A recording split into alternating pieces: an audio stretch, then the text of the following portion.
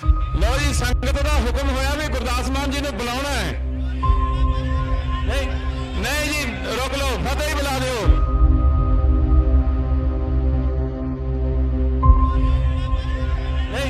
नहीं जी रोक लो, फतेह ही बुला दो, फतेह बुला दो। ਸਿੰਘੂ ਬਾਰਡਰ ਉੱਤੇ ਕਿਸਾਨਾਂ ਦੀ ਹਮਾਇਤ ਲਈ ਪੁੱਜੇ ਉੱਗੇ ਪੰਜਾਬੀ ਗਾਇਕ ਗੁਰਦਾਸ ਮਾਨ ਨੂੰ ਧਰਨੇ ਉੱਪਰ ਬੈਠੇ ਕਿਸਾਨਾਂ ਨੇ ਮੁੱਖ ਮੰਚ ਤੇ ਨਹੀਂ ਚੜ੍ਹਨ ਦਿੱਤਾ।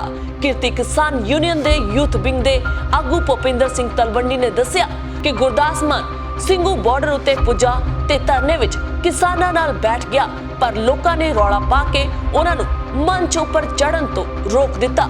ਉਹਨਾਂ ਦੱਸਿਆ ਕਿ ਗਾਇਕ ਜੋ ਹੀ ਉੱਠਿਆ ਤਾਂ ਲੋਕਾਂ ਨੇ ਉਸ ਨੂੰ ਬੈਠਣ ਲਈ ਆਖ ਦਿੱਤਾ ਕਿ ਉਹ ਕਿਤੇ ਮੰਚ ਉੱਪਰ ਭਾਸ਼ਣ ਨਾ ਦੇਣ ਲੱਗ ਜਾਵੇ। ਜੋ ਹੀ ਲੋਕਾਂ ਨੇ ਰੌਲਾ ਪਾਇਆ ਤਾਂ ਗੁਰਦਾਸ ਮਾਨ ਹੱਥ ਜੋੜ ਫਤਿਹ ਬੁਲਾ ਕੇ ਮੁੜ ਬੈਠ ਗਿਆ। ਕਿਸਾਨਾਂ ਦੀ ਹਮਾਇਤ ਵਿੱਚ ਉਹ ਸਿਰ ਉੱਪਰ ਡੱਬੀਆਂ ਵਾਲਾ ਸਾਫਾ ਬਣ ਕੇ ਆਇਆ ਸੀ। ਬਹਰਹਾਲ ਕਿਸੇ ਵੇਲੇ ਪੰਜਾਬੀ ਲੋਕ ਗੁਰਦਾਸ ਮਾਨ ਦਾ ਸ਼ੋਅ ਦੇਖਣ ਲਈ ਮਹਿੰਗੀਆਂ ਟਿਕਟਾਂ ਖਰੀਦ ਕੇ ਉਸ ਨੂੰ ਸੁਣਨ ਜਾਂਦੇ ਸਨ ਤੇ ਇੱਕ ਅੱਜ ਦਾ ਸਮਾਂ ਕਿ ਗੁਰਦਾਸ ਮਾਨ ਸਟੇਜ ਉੱਤੇ ਚੜ੍ਹਨ ਲਈ ਉੱਠਿਆ ਤਾਂ ਲੋਕਾਂ ਨੇ ਉਸ ਨੂੰ ਸਟੇਜ ਤੇ ਚੜ੍ਹਨ ਲਈ ਮਨਾ ਕਰ ਦਿੱਤਾ।